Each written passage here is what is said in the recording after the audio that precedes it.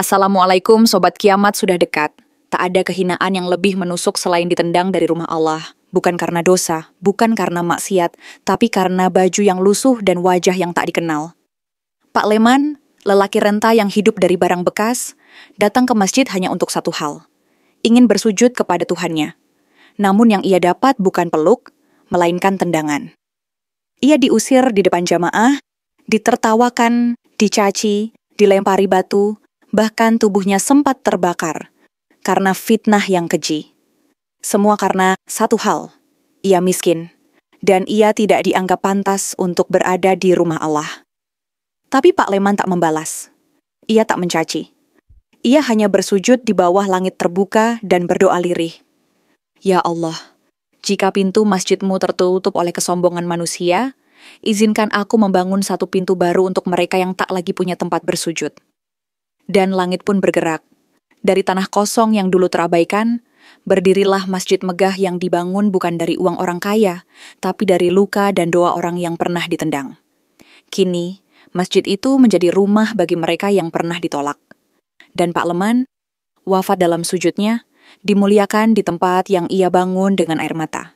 Karena bila orang terhina sudah berserah pada Allah, maka bumi pun akan menyaksikan bagaimana langit membalas dengan kemuliaan.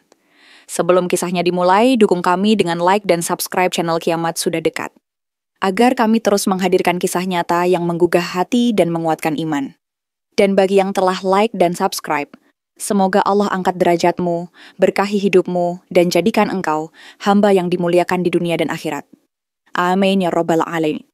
Langit sore memerah, menandakan waktu ashar telah datang.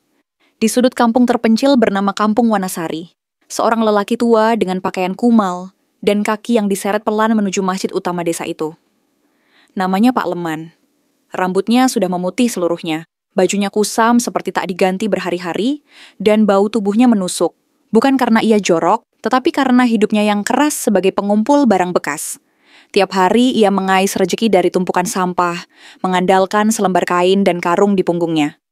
Hari itu, seperti biasa, ia datang untuk salat berjamaah. Tapi langkahnya mendadak terhenti di serambi masjid. Beberapa orang memandangnya sinis. Mereka saling berbisik, menunjuk-nunjuk, bahkan sebagian menutup hidung dengan sorban. Tak lama, keluar seorang lelaki berjubah putih dan sorban mencolok. Pak Haji Marzuki, tokoh terpandang sekaligus donatur tetap masjid itu. Dengan suara lantang, Pak Haji Marzuki menunjuk Pak Leman. Hei, kamu mau ngapain masuk masjid ini? Lihat dirimu, najis, kumal. Ini rumah Allah, bukan kandang kambing.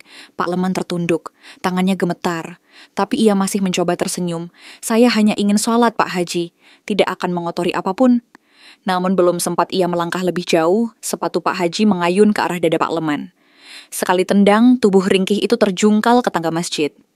Beberapa orang terkejut, namun tak satu pun membela.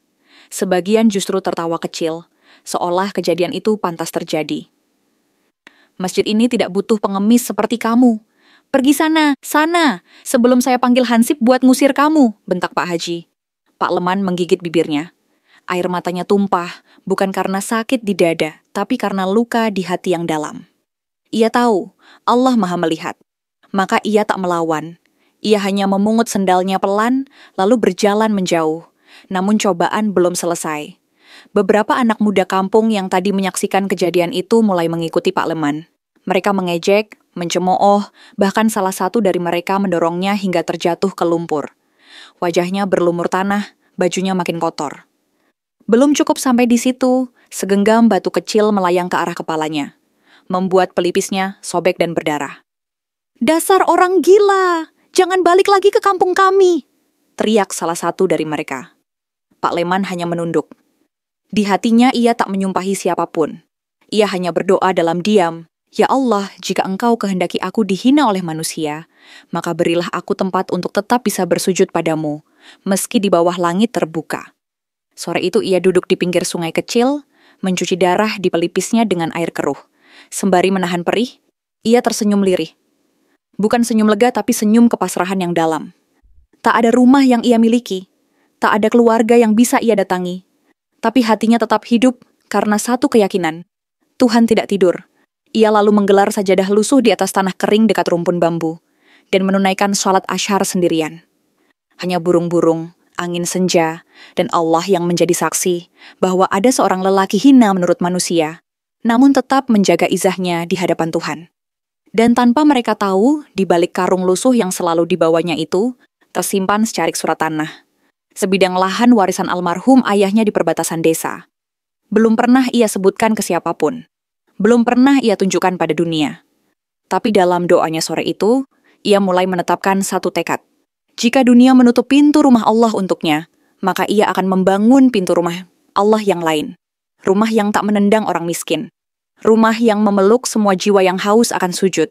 Keesokan paginya, kabar tentang Pak Leman yang mengotori masjid cepat menyebar.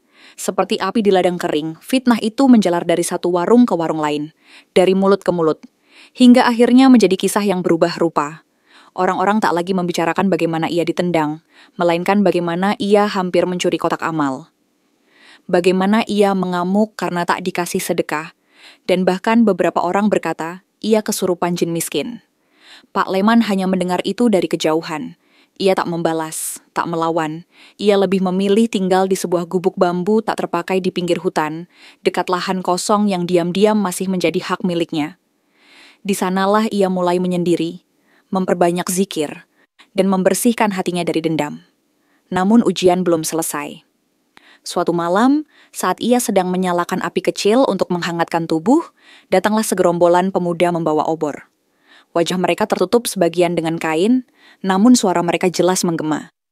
Itu orang gila, bahaya dia di kampung. Dia pengikut ilmu hitam, tadi anak Pak RT sakit gara-gara dia lewat depan rumah. Bakar saja sekalian, biar bersih kampung ini dari pengganggu. Pak Leman berdiri, tubuhnya bergetar. Ia tak sanggup melawan. Salah satu dari mereka mendorongnya hingga ia jatuh ke dalam api kecilnya sendiri. Sontak lengannya terbakar sebagian, membuatnya menjerit lirih. Namun yang lain justru tertawa. Batu-batu kecil dilemparkan ke arah gubuk bambunya. Kayu-kayu roboh. Ia terdesak di sudut, hanya mampu menangkupkan tangan. Ya Allah, ampunilah mereka. Mereka tak tahu apa yang mereka lakukan. Lirihnya menahan luka di tangan dan dada. Namun sebelum api besar benar-benar membakar gubuk itu, suara takbir menggema dari kejauhan. Seorang lelaki tua, Ustaz Karim, datang bersama beberapa santri dari pesantren kecil di luar desa. Mereka mendengar keributan itu dari jauh dan segera datang menyelamatkan. Hei, apa kalian ini? Mau membakar manusia? Apa itu ajaran Islam kalian? Bentak Ustaz Karim sambil berdiri di antara kerumunan. Para pemuda itu terdiam, rasa malu dan takut membuat mereka perlahan mundur. Obor padam satu persatu, sebagian lari, sebagian menunduk. Tak ada satupun dari mereka yang minta maaf, tapi kehadiran Ustaz Karim malam itu menyelamatkan nyawa Pak Leman. Dengan tangan gemetar, Pak Leman diseret keluar dari puing-puing gubuk. Wajahnya penuh debu, tangannya melepuh. Namun ia masih tersenyum, bahkan kepada orang-orang yang barusan mencoba membunuhnya. Ustaz Karim memandangi lelaki itu dengan mata berkaca. Maafkan mereka, Pak Leman. Dunia ini kadang terlalu cepat menghukum orang-orang yang memilih diam. Pak Leman mengangguk. Ia tak menyimpan marah. Saya tidak butuh mereka berubah, Ustaz. Saya hanya ingin tetap bisa sujud tanpa diusir. Dari sinilah kemudian tumbuh benih tekad yang lebih kuat. Ustaz Karim adalah orang pertama yang mendengar rencana besar Pak Leman, mendirikan sebuah masjid baru di atas tanah warisan yang ia miliki.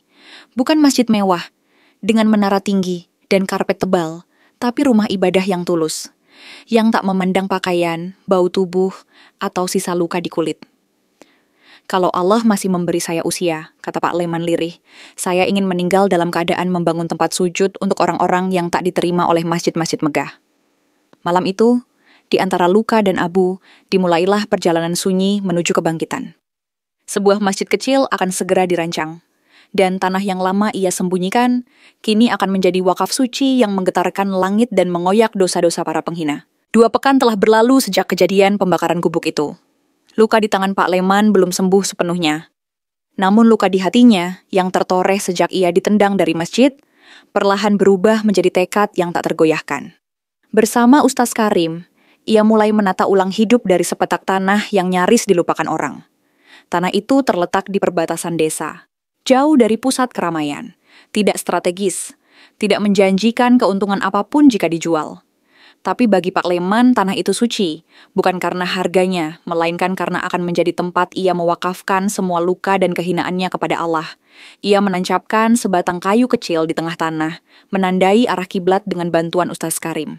Lalu setiap hari ia membersihkan semak, menebas ilalang, dan meratakan tanah dengan cangkul tua peninggalan ayahnya. Tangan kanannya masih perih terbakar, tapi tak satu pun keluhan keluar dari mulutnya.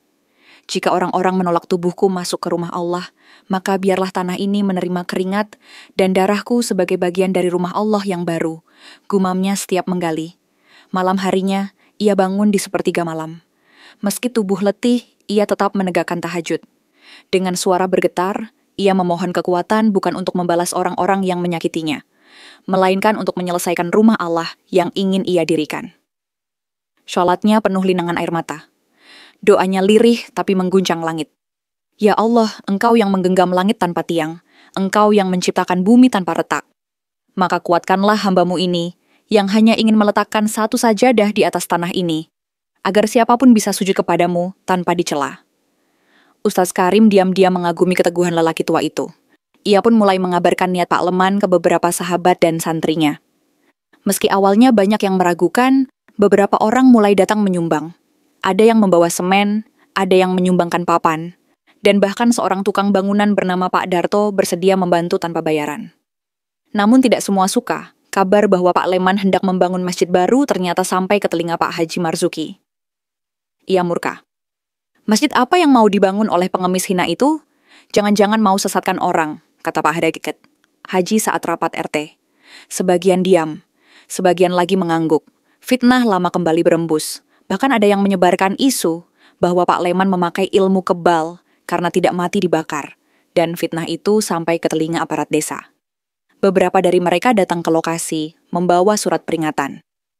Pak Leman, Anda belum punya izin membangun rumah ibadah di sini, kata salah satu dari mereka. Pak Leman menerima surat itu dengan tenang. Ia tak membantah, hanya tersenyum kecil lalu menatap langit. Saya tak ingin bersaing dengan siapapun. Saya hanya ingin membangun tempat sujud. Jika Allah izinkan, pasti ada jalan.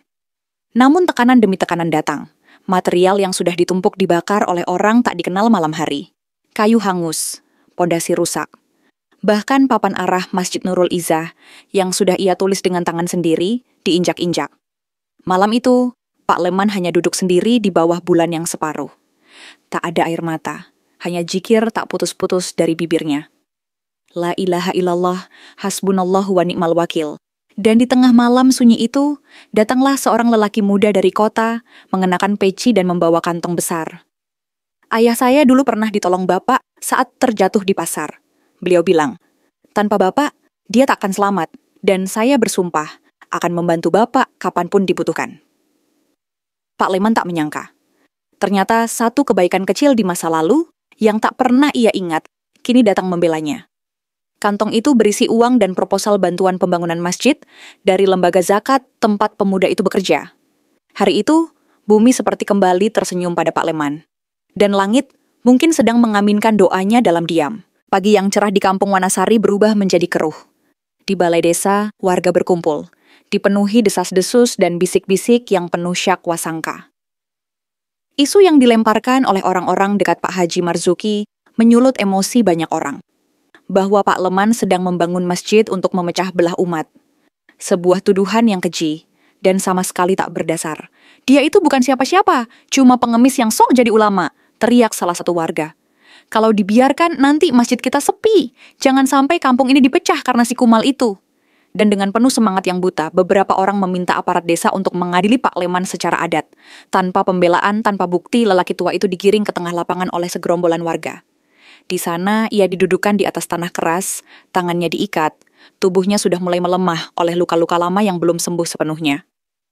Salah seorang tokoh desa mengangkat cambuk rotan panjang.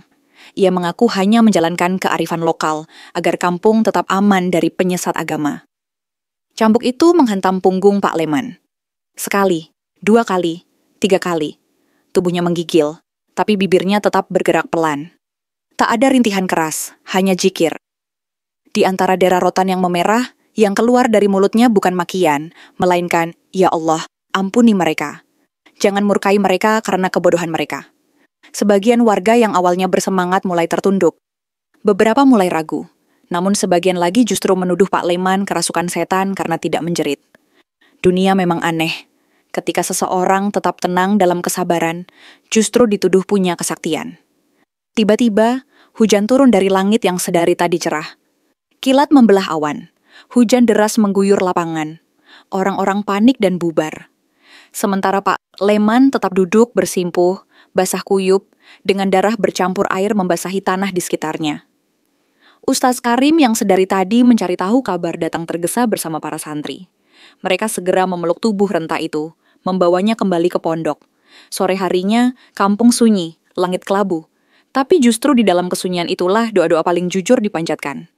Dan dari tempat tidurnya yang sederhana, Pak Leman tetap memikirkan masjidnya. Masjid itu bukan milik saya, Ustadz, ujarnya pelan. Tapi milik siapapun yang pernah ditolak oleh masjid lainnya. Ustaz Karim menunduk, menahan haru. Luka di tubuh Pak Leman tak seberapa dibanding luka yang dicabik manusia di dalam hatinya. Namun semangatnya tak padam. Justru di tengah penderitaan itu, proposal bantuan yang sebelumnya diajukan pemuda dari kota mendapat respon besar. Dana masuk perlahan dari berbagai penjuru. Bahkan beberapa tokoh Islam dari luar desa menghubungi Ustaz Karim, menawarkan donasi dan dukungan hukum agar pembangunan masjid tidak bisa lagi dihalangi. Berita itu menyebar. Nama Masjid Nurul Izzah mulai dikenal. Namun itu juga membuat orang-orang seperti Pak Haji Marzuki makin panas. Ia tak bisa membiarkan Masjid Kumuh dibangun lebih besar dari masjidnya. Maka ia mengumpulkan beberapa orang dalam rapat tertutup. Kita habisi saja dia malam ini, ucapnya dingin. Dan malam itu, sementara Pak Leman kembali memanjatkan tahajud, meski dalam kondisi tubuh lemah, sejumlah orang bersenjata tajam berjalan pelan ke arah pondok kecil itu. Namun saat mereka tiba, sesuatu membuat langkah mereka terhenti. Sekeliling tanah itu terang benderang.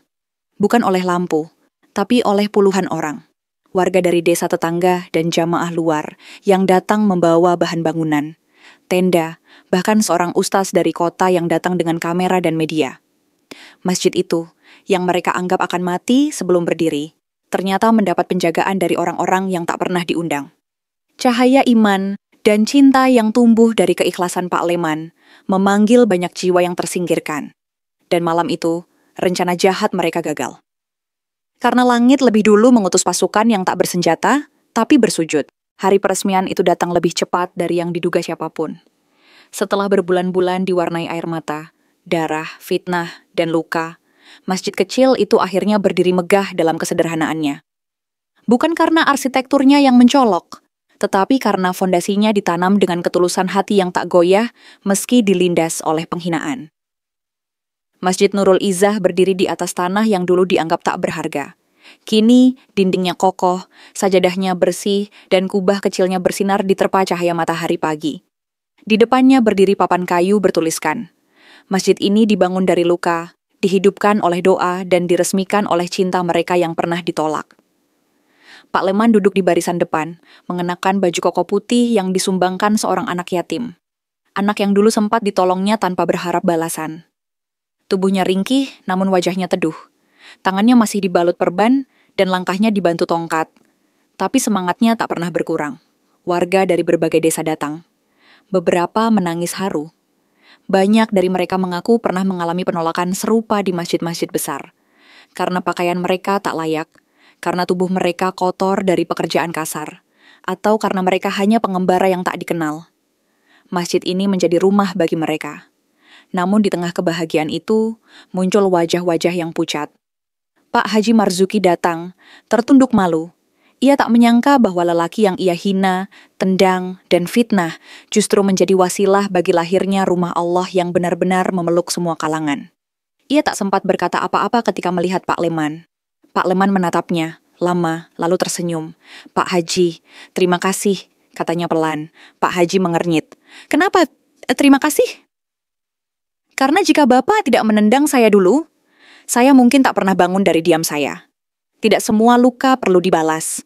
Beberapa luka justru jadi jalan untuk membangun sesuatu yang lebih abadi. Pak Haji tak kuasa membalas, matanya merah.